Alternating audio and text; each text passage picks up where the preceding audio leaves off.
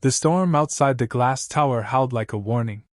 Inside, under cold fluorescent lights, Eli Turner stood in front of the massive control panel of the city's main nuclear reactor, the same one he'd helped build 25 years ago. He was no longer the young engineer who'd wired its circuits by hand. Now he was a janitor, a ghost in blue overalls, pushing a mop across the same floors he once helped design. And tonight, the alarms were screaming. Red lights flashed across the control room as executives barked orders. The CEO, Mr. Collins, stood at the center of the chaos, tie loosened, sweat dripping down his temple. "The coolant system's failing," shouted one of the technicians. "The core temperature's rising fast. Get me a specialist," Collins snapped. "Anyone who can fix this before we melt half the city." Eli hesitated near the door. He wasn't supposed to be there. But his old instincts kicked in, the pattern of warning lights, the sound of the failing turbines, even the rhythm of the beeping, it all spoke to him like an old friend calling from the past. He cleared his throat. "Sir? I think I can help." The room turned toward him.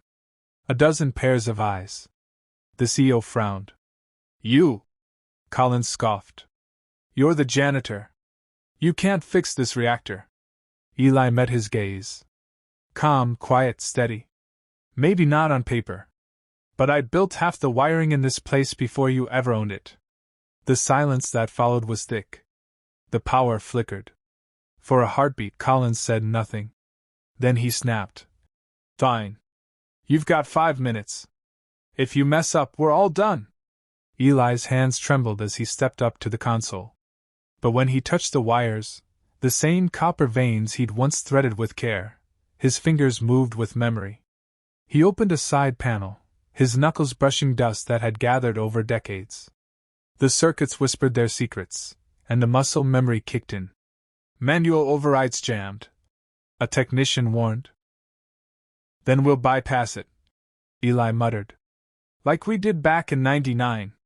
He worked fast, pulling a screwdriver from his pocket, the same one he'd carried for years, though no one had ever asked why. Sparks flared. Heat rose. The hum of the reactor deepened to a growl. 3 minutes! Collins barked. Eli ignored him. "We're not restarting the system," he murmured. "We're resetting its heart." He found the wire, one single corroded link buried deep inside the maze. It wasn't just metal, it was memory. He had installed it himself the day his daughter was born. He remembered humming a lullaby as he soldered it in, promising he'd build something that would outlive him. Now that same wire could destroy everything. With trembling hands, Eli rerouted the current, whispering the old tune under his breath. The lights flickered again, once, twice, then stabilized. A long, steady beep echoed through the chamber. The alarm stopped. The temperature began to fall. The room was silent. Then the control screens turned green. It's stable," a technician breathed. "He did it." Collins stared at Eli, disbelief softening into awe. "You just saved this city," he said quietly. "Why didn't you tell anyone who you were?" Eli wiped the grease from his hands. "Didn't seem to matter," he said. "People stopped caring about who built things. They just cared who owned them." For the first time, the CEO looked ashamed. "I'm sorry," he said. "You shouldn't be pushing a mop. You should be running this place." Eli smiled faintly. "No, sir. I just like keeping things clean, even reactors."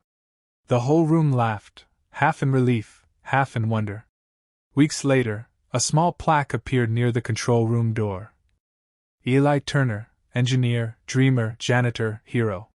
Some hands never forget what they built. The city kept its light, not just from the reactor, but from the kindness of a man who chose action over pride.